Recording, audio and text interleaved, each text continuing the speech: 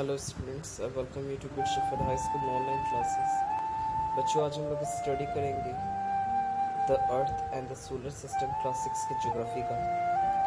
सबसे पहले हम लोग जानते हैं यूनिवर्स के बारे में, क्योंकि जो अर्थ और सोलर सिस्टम का जो उदय हुआ, मतलब जो उसका जनरेशन हुआ, वो सबसे पहले यूनिवर्स से हुआ।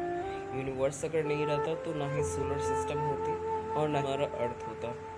तो सबसे पहले यूनिवर्स के बारे में जानते हैं। तो देखो, बताया जा रहा है कि जो यूनिवर्स है वो साइज में और वॉल्यूम में इन्फिनिटी है, मतलब काफ़ी बड़ा है, जिसके वॉल्यूम को हम लोग कभी मेज़र नहीं कर सकते, इसके साइज़ को भी मेज़र नहीं कर सकते। और इसमें है जो millions of trillions of stars है, मतलब इतने तारे हैं कि जिसको हम लोग गिन भी नहीं सकते। तो यहाँ पे बताया जा रहा है कि group of star are called constellation. जो तारों का जो समूह रहता है उसे हम लोग कॉन्सुलेशन कहते हैं। जैसे कैंसर हो गया, ऊसो हो गया, फिर स्कॉर्पियन हो गया, ये सब क्या होते हैं? एक तरह से तारामंडल, जिसको इंग्लिश में कॉन्सुलेशन कहते हैं। Millions of star forms a Galaxy. यहाँ पे बताया जा रहा है कि जब मिलियंस ऑफ स्टार्स जब मिलते हैं तब जाके गैलेक्सी फॉर्मेशन होता है, और बहुत सारे गैलेक्सीज जब मिलते हैं तब जाके क्लस्टर बनता है, मतलब तारों का एक समूह बनता है। और जब बहुत सारे क्लस्टर जब मिलते हैं तब जा करके हमारा यूनिवर्स मिलता है। ठीक है ना? तो बच्चों, याद रखना कि हम लोग जिस यूनिवर्स में रहते हैं उसको क्या कहते हैं? मिल्की वे गैलेक्सी कहते हैं। ठीक है ना? हम लोग जिस यूनिवर्स में रहते हैं कि हमारे जो गैलेक्सी में है उसमें करोड़ों से भी ज़्यादा स्टार्स इसमें अवेलेबल है। इतने तारे हैं कि उसको हम लोग गिन नहीं सकते। बच्चों, अभी तक आप लोग हैं जो 8 प्लैनेट्स के बारे में जान चुके हैं, लेकिन इस मिल्की वे गैलेक्सी में भी अभी बहुत सारे ऐसे प्लैनेट्स हैं जिनके बारे में अभी भी खोज चल रहा है। साइंटिस्ट जानने की कोशिश कर रहे हैं कि कोई और भी ऐसे प्लैनेट्स हैं जिसमें हमारे धरती जैसा जीवन होगा। तो अभी भी इस पर है जो रिसर्च चल रहा है। About the solar system. The solar system is the sun family. हमारे सोलर सिस्टम में मालूम होगा कि टोटल 8 प्लैनेट्स हैं, और ये 8 प्लैनेट्स क्या करते रहते हैं? सन के चारों तरफ क्या करते रहते हैं? रोटेट करते रहते हैं। तो हमारा जो सोलर सिस्टम है उसका जो सबसे बड़ा, मतलब जो एल्डर पर्सन है या फिर एल्डर स्टार्स है, वो क्या है? सन है। सन के चारों तरफ ही हमारे ये सोलर जो अर्थ है वो सूर्य के चारों तरफ चक्कर लगाता है।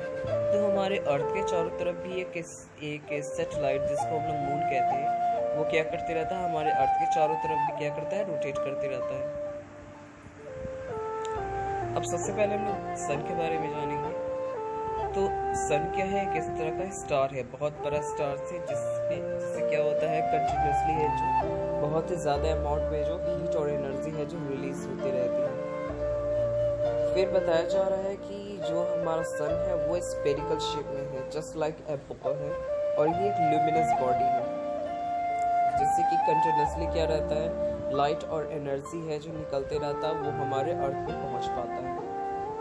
सन जो बना हुआ वो मेनली हाइड्रोजन और हीलियम का ही बना हुआ है। बच्चों, याद रखना, अगर कोई क्वेश्चन पूछता है कि सन कौन कौन से एलिमेंट्स का कंपोजिशन है, तो ये हाइड्रोजन और हीलियम का कंपोजिशन है। तो सवाल उठता है कि सन से इतना ज़्यादा हीट और एनर्जी कैसे निकलता है? तो याद रखना बच्चों, यहाँ क्या होता है? हाइड्रोजन जो रहता है वो हीलियम में कन्वर्ट होता है, और हाइड्रोजन जैसे हीलियम में कन्वर्ट होता है तो बहुत ही ज़्यादा अमाउंट में हीट, लाइट और एनर्जी निकलती है। यही हीट, लाइट और एनर्जी है जो हमारे अर्थ पर है जो पहुंच पाता है। फिर the sun diameter is about 109 times bigger than that of earth. तो बताया जा रहा है कि जो सन का डायमीटर है वो हमारे अर्थ के डायमीटर से 109 गुना ज़्यादा बड़ा है। फिर यहाँ टेम्परेचर के बारे में बताया जा रहा है कि सन का जो सबसे कोल्डेस्ट प्लेस है उसका जो टेम्परेचर है वो लगभग 6000 डिग्री सेल्सियस है, और इसके सेंटर का टेम्परेचर लगभग 1,50,00,000 डिग्री सेल्सियस है। ठीक है बच्चों? नेक्स्ट है, यहाँ पे बताया जा रहा है कि जो सन की जो लाइट रहती है उससे हमारे अर्थ तक पहुँचने में कितना समय लगता है? 8 मिनट 20 सेकेंड का वक्त लगता है। सन से जो भी लाइट्स हमारे अर्थ पर ट्रेवल करके आती है तो उसे सन से हमारे अर्थ तक पहुँचने में 8 मिनट 20 सेकेंड का समय लगता है। फिर नेक्स्ट पॉइंट है कि जो सन है वो हमारे अर्थ से कितना किलोमीटर दूर है? लगभग 15 करोड़ किलोमीटर दूर है। ठीक है ना। सन हमारे अर्थ से लगभग 15 करोड़ किलोमीटर दूर है। तो सन क्या करता है, सन में भी क्या है, खास किस्म का ग्रेविटेशनल फोर्स है। लेकिन ये ग्रेविटेशनल फोर्स क्या किया हुआ है, सभी प्लैनेट्स को है जो पुल किए हुए हैं, मतलब उसको दूर रखे हुए हैं। अगर ये ग्रेविटेशन फोर्स काफ़ी ज़्यादा पावरफुल रहता, सन का अगर ग्रेविटेशन फोर्स अगर बहुत ही ज़्यादा पावरफुल हो जाए तो धीरे धीरे करके क्या करेगा, सारे प्लैनेट्स को है जो अपने अंदर खींच लेगा, उसको निगल जाएगा। तो धीरे धीरे करके सारे के सारे प्लैनेट्स है जो डिस्ट्रॉय हो जाएंगे। अब आते हैं स्टार के बारे में बच्चों। तो स्टार आप लोगों ने देखा होगा, रात के समय में स्टार दिखाई देती है, लेकिन हम लोग स्टार को काउंट नहीं कर पाते। ऐसे नॉर्मली कहा जाता है कि जो रात का समय रहता है उस समय हम लोग मैक्सिमम 2000 स्टार को है जो काउंट कर सकते हैं। ठीक है बच्चों, मैक्सिमम है जो 2000 स्टार्स को है जो काउंट किया जा सकता है। तो सारे स्टार्स का क्या है, एक लाइफ है। जैसे हमारे लाइफ होते हैं उसी तरह यूनिवर्स का भी लाइफ है, स्टार्स का भी लाइफ है, और हमारे प्लैनेट्स का भी लाइफ है, हमारे अर्थ का भी एक लाइफ है। सन भी क्या है, एक तरह से स्टार ही है। सन का भी एक आयु होगा, एक लाइफ साइकिल चल रहा है। एक दिन सन को भी क्या होना है, ख़त्म होना है, और हमारे अर्थ को भी है जो एक दिन ख़त्म होना है। तो सन का जो अभी उम्र है वो मिडिल एज्ड में है, मतलब अभी ये अपना लगभग 50% है जो एज फिनिश कर चुका है। 50% एज इसका और भी बचा हुआ है। फिर यहाँ पे बताया जा रहा है कि it is closer to the earth and so bright that all other star become invisible in the morning. क्या होता है कि आप देख पाते हो कि दिन में क्या होते हैं, तारे हैं जो हमें दिखाई नहीं देते हैं, लेकिन रात को है जो तारे दिखाई देते रहते हैं। क्योंकि क्या होता है, दिन के टाइम में है जो सूरज की रोशनी है जो सीधे अर्थ पे पड़ती है रहती है, जिसकी वजह से है जो स्टार से जो लाइट आते रहता है उससे सन की लाइट क्या कर देता है, रिफ्लेक्ट बैक कर देता है, जिसकी वजह से है जो हम लोग दिन के टाइम में है जो तारों को नहीं देख पाते। लेकिन रात में क्या होता है, जब रात का टाइम रहता है तो सूरज तो रहता नहीं, तो सूरज की लाइट तो हमारी धरती पे पहुंच नहीं पाती है, लेकिन स्टार्स की जो लाइट है वो हमारे अर्थ तक है जो पहुंच जाती है, जिसकी वजह से हम लोग रात में स्टार को देख पाते हैं। अब आते प्लैनेट्स के बारे में। तो प्लैनेट्स के बारे में बच्चों आप लोगों को मालूम होगा कि हमारे सोलर सिस्टम में टोटल 8 प्लैनेट्स हैं। तो सूर्य के सबसे सन के सबसे नज़दीक जो प्लैनेट है उसका नाम क्या है, मरकरी। फिर उसके बाद वेनस है, फिर उसके बाद तीसरे नंबर पे अर्थ आता है, फिर Mars, Jupiter, Saturn, Uranus, Neptune. एक प्लूटो भी था जिसे 2006 में क्या कर दिया गया, हमारे सोलर सिस्टम से है जो अलग कर दिया गया था, क्योंकि ये जो प्लूटो है वो हमारे सन से बहुत दूर, इतना दूर है कि ठीक से है जो सन का लाइट है जो प्लूटो तक पहुंच नहीं पाता, जिसकी वजह से है जो फाइनली है जो इंटरनेशनल एस्ट्रोनॉमिकल यूनियन जिसको हम लोग शॉर्टकट में IAU कहते हैं, उन्होंने 2006 में प्लूटो को है जो हमारे सोलर सिस्टम से है अलग कर दिया और उसे ड्वार्फ प्लैनेट्स के नाम से जाना जाने लगा। अब बताया जा रहा है कि प्लैनेट्स को है जो 2 ग्रुप्स में है जो डिवाइड किए गए हैं। सबसे पहले इनर प्लैनेट्स। तो इनर प्लैनेट्स क्या होते हैं, वैसे प्लैनेट्स जिनका सरफेस रॉकी है, मतलब पत्थर जैसा है, ज़मीन जैसा हिस्सा है, जैसे मरकरी हो गया, वेनस हो गया, अर्थ हो गया, मार्स। ये सारे प्लैनेट्स क्या है, इनर प्लैनेट्स है, क्योंकि इनका जो सरफेस है वो रॉकी है, मतलब पत्थर का बना हुआ इनका सरफेस है। लेकिन आउटर प्लैनेट्स जैसे कि यहाँ बताया जा रहा है कि जुपिटर, सैटर्न, यूरेनस, नेपच्यून, इनका जो सरफेस है वो सॉलिड स्टेट में नहीं है, ये टोटल पूरा है जो गैस का बना हुआ प्लैनेट्स है।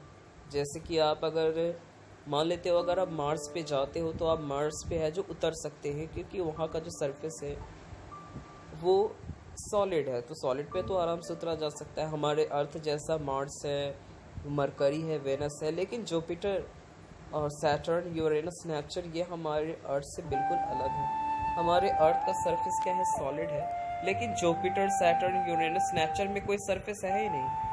अगर आप जुपिटर पे उतरते हो तो उसका कोई अंत ही नहीं होगा, क्योंकि वहाँ पे सॉलिड सरफेस है ही नहीं, सिर्फ और सिर्फ वहाँ क्या है, गैस है। गैस का एक बहुत बड़ा स्फेरिकल शेप में बना हुआ एक प्लैनेट है, जो जुपिटर हो गया, सैटर्न, यूरेनस, नेपच्यून, ये सब क्या है, एक गैस का बना हुआ प्लैनेट है। दैट मीन्स इसके अंदर कोई सॉलिड टाइप का कोई सरफेस है ही नहीं।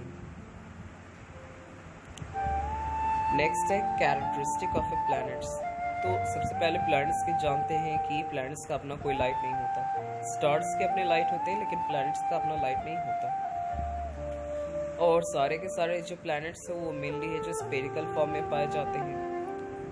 फिर यहाँ बताया जा रहा है कि most of them have satellite, for example the moon is the satellite of the earth. यहाँ बताया जा रहा है कि सारे के लगभग कुछ ऐसे प्लैनेट्स हैं जिनका अपना सैटेलाइट है, जैसे हमारा अर्थ। हमारे अर्थ का अपना सैटेलाइट कौन है? मून है। फिर है जो यहाँ बताया जा रहा है कि they revolve around the sun, each planet takes a different time to complete one revolution. तो यहाँ पे बताया जा रहा है कि 8 जो प्लैनेट्स है वो हमारे सन के चारों तरफ चक्कर लगाते रहते हैं। हर प्लैनेट्स का रिवॉल्यूशन का बिल्कुल अलग अलग टाइम टेबल है। जैसे कि हमारा अर्थ सन का एक चक्कर मतलब एक रोटेशन कंप्लीट करने में 365 डेज का वक्त लेता है।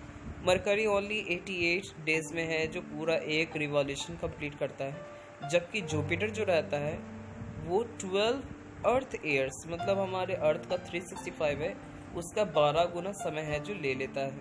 मतलब जुपिटर जो रहता है वो हमारे अर्थ का 12 सालों में है जो सन का एक रोटेशन है जो कंप्लीट करता है।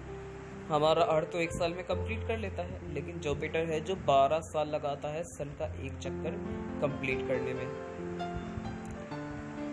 फिर यहाँ पे बताया जा रहा है जैसे कि क्या है, मैंने बताया कि सन के चारों तरफ सारे के सारे प्लैनेट्स हैं जो रोटेट करते रहते हैं, तो उनका एक फिक्स पाथ रहता है।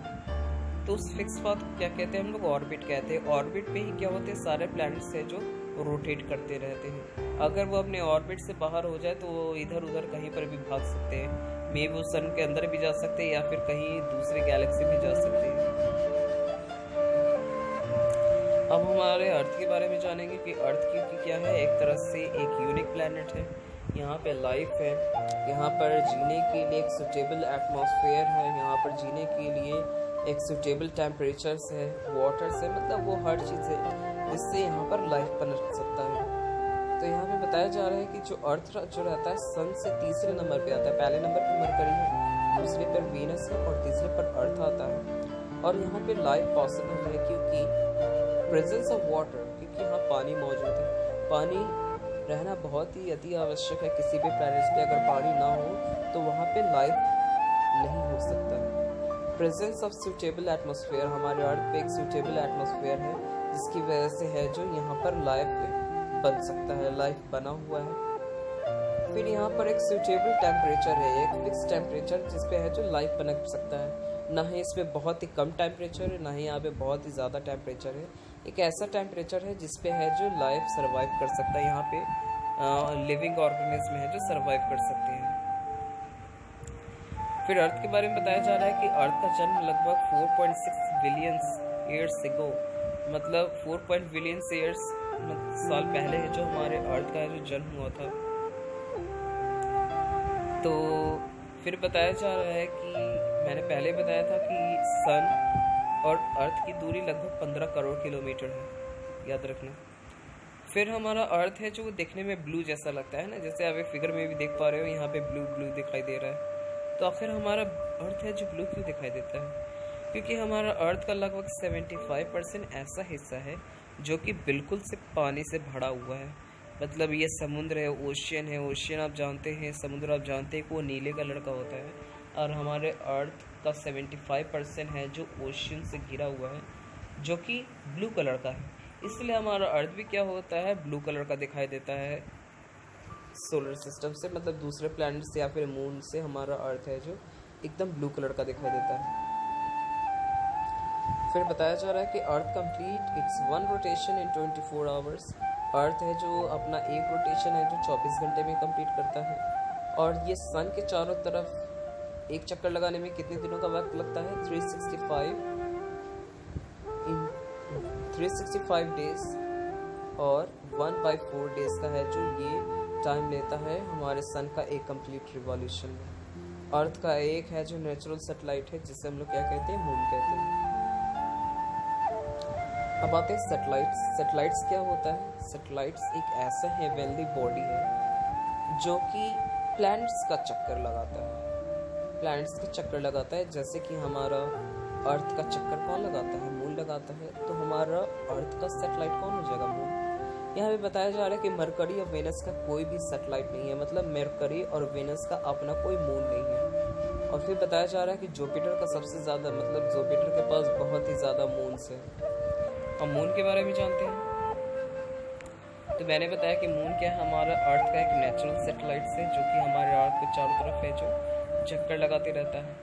और मून जो है वो हमारे अर्थ का एक चक्कर लगाने में, मतलब एक पूरा कंप्लीट रिवॉल्यूशन कंप्लीट करने में 27.3 डेज का टाइम लेता है, ठीक है ना। और इसका जो रोटेशन जो चलता है वो वेस्ट टू ईस्ट, मतलब ये पश्चिम से पूर्व की तरफ जाता है, ठीक है। फिर मून्स का जो हमारे अर्थ से जो डिस्टेंस है वो लगभग 3,84,000 3,84,000 डिस्टेंस है हमारे अर्थ का मून से। फिर मून का कोई एटमॉस्फेयर नहीं है, मतलब वहाँ कोई ऑक्सीजन नहीं है, ना ही वहाँ पानी है, जिसकी वजह से वहाँ पे लाइफ सपोर्ट नहीं कर सकता। और मून का अपना लाइट भी नहीं है, इसीलिए क्या करता है, सनलाइट्स जब रात के समय होती है तो सनलाइट इस पे है जो टकराता है, टकराने के बाद वापस रिफ्लेक्ट बैक हमारे अर्थ की तरफ होता है, जिसकी वजह से हम लोग रात को है जो मून को देख पाते हैं। तो यहाँ भी बताया जा रहा है कि मून का जो एक रोटेशन रहता है वो हमारे अर्थ के रिवॉल्यूशन के बराबर होता है, इसीलिए हमेशा है जो मून का हम लोग एक ही सरफेस को है जो देख पाते हैं। अब फेस ऑफ मून, तो मून आप देखते होंगे कि दिन प्रतिदिन उनका जो शेप एंड साइज रहता है वो बिल्कुल बदलते रहता है ना। The moon does not have lights of its own but it reflects the light of the sun falling on it. The different shape of the moon as visible from the earth are called its phase। क्या होता है कि हर different days पे है जो moon का जो shape रहता है वो बिल्कुल बदलता चला जाता है, क्योंकि इसमें क्या होता है, मतलब कभी लाइट ज़्यादा आने लगती है, धीरे धीरे करके लाइट कम होने लगता है, जिसकी वजह से है जो मून का सरफेस जितना लाइट उसमें जाता है उतना ही हिस्सा है जो हमारे अर्थ से दिखाई देता है, जिसको हम लोग क्या कहते हैं, फेसेस ऑफ मून कहते हैं। अब आते हैं एस्ट्रॉइड। एस्ट्रॉइड क्या है, एक तरह का पत्थर का टुकड़ा रहता है, बहुत बड़े पत्थर का टुकड़ा रहता है। जैसे कि बताया जा रहा है कि asteroid is called a minor planet, ये एक छोटा सा प्लैनेट रहता है जो पूरी तरह से रॉकी रहता है, और they are found between the orbit of Mars and Jupiter. तो यहाँ जो ये एस्ट्रॉइड है जो रॉकी प्लैनेट है वो मार्स और जुपिटर के ऑर्बिट में ज़्यादातर पाए जाते हैं। और कभी कभी क्या होने लगता है, मतलब ये हमारे अर्थ की तरफ भी कभी कभी क्या होने लगते हैं, वापस आते हैं। अगर अर्थ के एटमॉस्फेयर से अगर ये टकरा जाए तो ये सीधे हमारे अर्थ पर इम्पैक्ट करेगा और इतना ज़्यादा एनर्जी रिलीज कर देगा कि हमारा अर्थ पूरी तरह से डिस्ट्रॉय हो जाएगा। जैसे डायनासोर जब पहले हुआ करते थे तो उस समय भी क्या हुआ था, एक एस्ट्रॉइड है जो हमारे अर्थ के एटमॉस्फेयर में के संपर्क में आया और फिर वो हमारे अर्थ से है जो टकरा गया था। टकराने के बाद इतना ज़्यादा यहाँ पर है जो एनर्जी रिलीज़ किया, जिसकी वजह से क्या होने लगा, मतलब हमारे अर्थ पे जितने भी डायनासोर्स थे उनका है जो विनाश हो गया।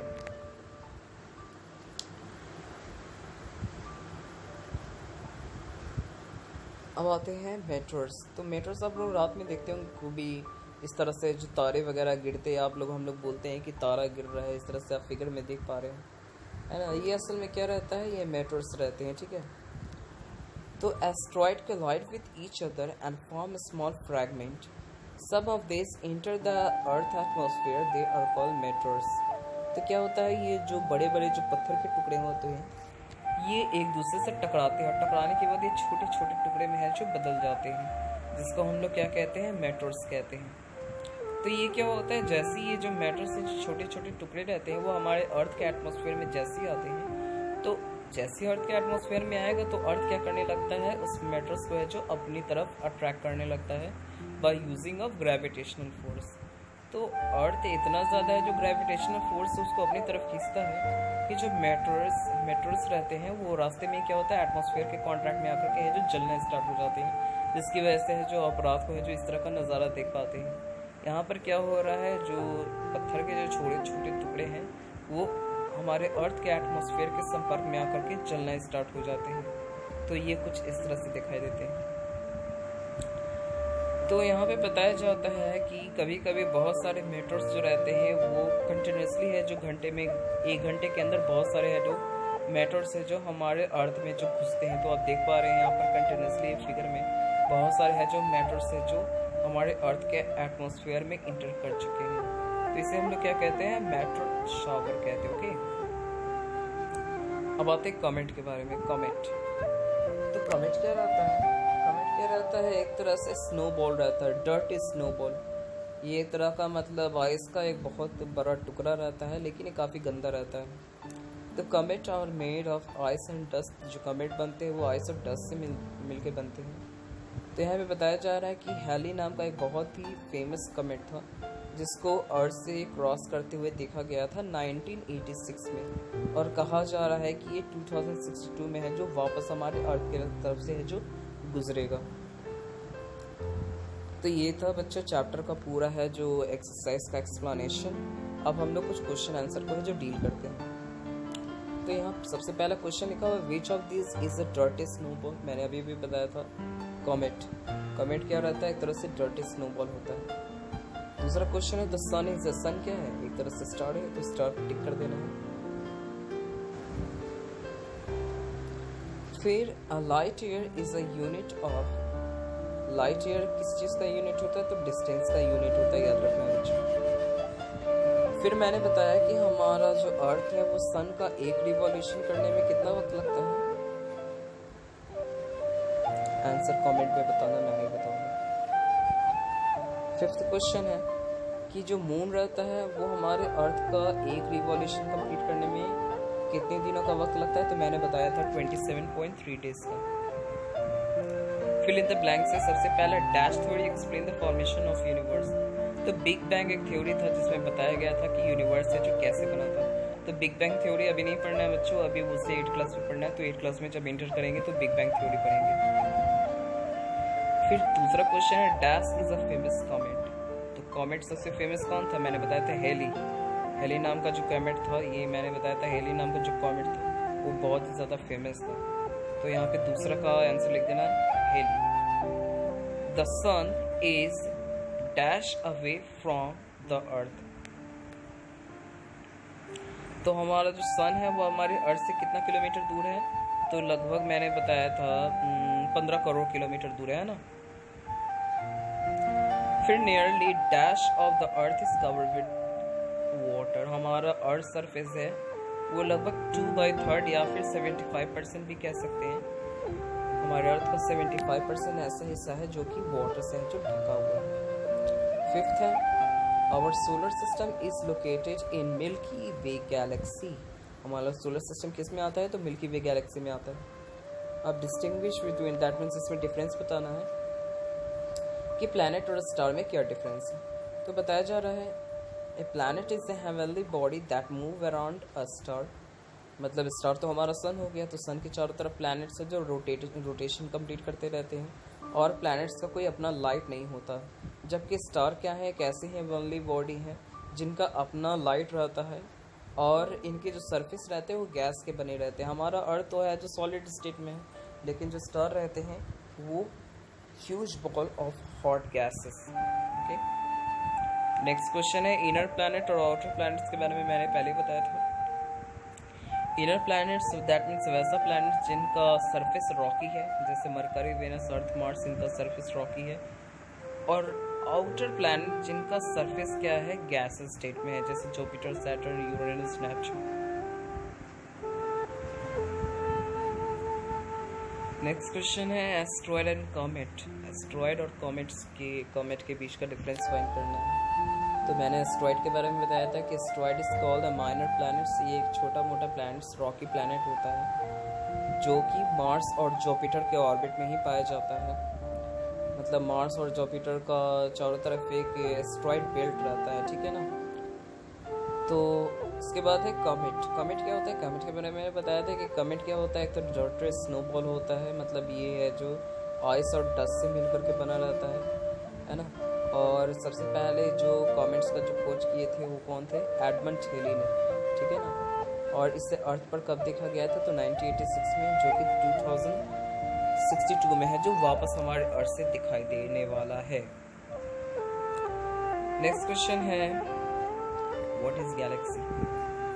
तो गैलेक्सी मैंने बताया क्या होता है। Galaxy is a vast collection of a few millions of to trillions of star gases and dust held together gravity। अब सुपरनोवा क्या होता है। सुपरनोवा का मेन कंडीशन स्टार से है, क्योंकि हमारा सन भी एक स्टार है, तो इसमें भी एक सुपरनोवा का एक्सीडेंट होगा, जिसके बाद हमारा सन है जो खत्म हो जाएगा हमेशा हमेशा के लिए। उसके बाद हमारा अर्थ भी खत्म हो जाएगा। The stars are born in a nebula. A nebula is the great cloud of dust and gas, mostly hydrogen। तो हमारा जो स्टार बना है वो किससे बना है? नेबुला से बना है। तो नेबुला में क्या क्या पाया जाता है? तो इसमें क्लाउड होते हैं, डस्ट होते हैं, गैस रहते हैं, जिसमें सबसे ज़्यादा हाइड्रोजन है जो पाया जाता है। तो due to gravity the nebula become a dense spinning cloud. तो ग्रेविटी होने की वजह से है जो ये स्पिनिंग क्लाउड मतलब भी स्फेरिकल शेप में आ जाता है। और क्या होने लगता है, यहाँ पर जो हाइड्रोजन के जो एटम है वो कोलिजन करके एक कोर स्टार बनते हैं, जो कि धीरे धीरे करके है जो शाइनिंग करने लगते हैं। After shining for years it begins to burn out. बहुत सालों तक ये रोशनी निकालने के बाद क्या होने लगते हैं, ये है जो जलना स्टार्ट कर देते हैं। और जलते जलते धीरे करके क्या होने लगते हैं, जलते जलते अचानक से इसमें एक ब्लास्ट होता है, जिसको हम लोग एक्सप्लोड कहते हैं।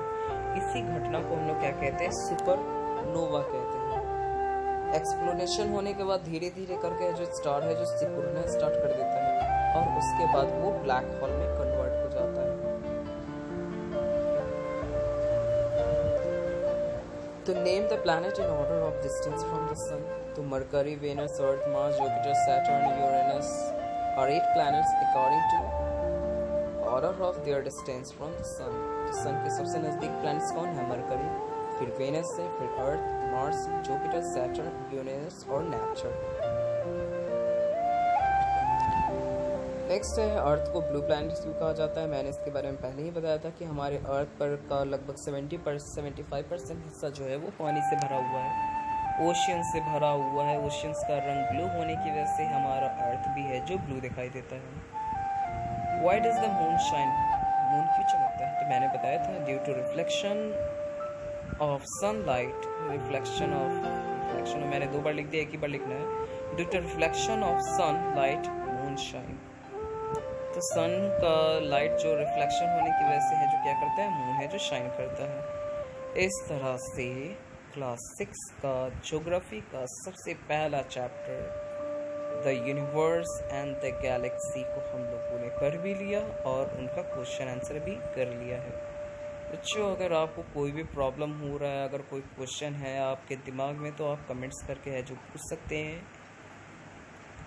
और जिन्होंने अभी तक चैनल सब्सक्राइब नहीं किया तो प्लीज़ है जो सब्सक्राइब कर लीजिए। सब्सक्राइब करने से क्या होगा, जैसे कि हम लोग जिस क्लास का भी हम लोग वीडियो बनाएंगे उनका नोटिफिकेशन है जो आपके पास पहुंच जाया करेगा। तो मिलते हैं नेक्स्ट वीडियो के साथ, तब तक के लिए बाय बाय।